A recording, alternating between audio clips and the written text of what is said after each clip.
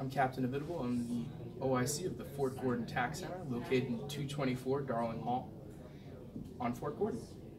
And can you tell us just some tips for those service members and individuals coming in? Sure. The most important thing when you come into an appointment with the tax center is having your documents ready.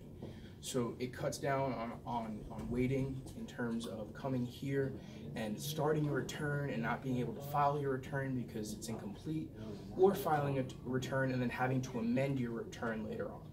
So we have put out in the Fort Gordon Globe, to the FRG groups, we have put out and all sorts of different media, basically a checklist of the documents that you need to come in here and prepare a successful return. All right, and what are some of those things on that checklist? So we want all of your W-2s, any documents that show withholding, any documents that are like a 1099, different, whether it's a 1099-R for retirement or an interest document, basically anything that you've received from the IRS that shows a payment of a tax or a withholding of a tax, documents from brokerages if you have certain investment opportunities that you're taking advantage of, if you have your returns from last year. So your tax returns from the 2016 tax year are important because if you got a refund, that's income that needs to be claimed.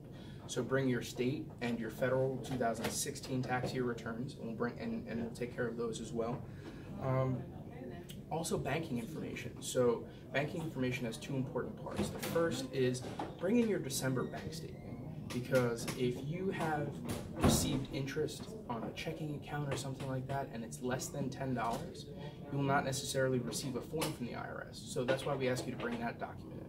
And your banking information, including like a voided check, because we need your routing number, your account information. So if you file electronically and you want an e-return and you get your money direct deposited, that is the simplest way to have that done.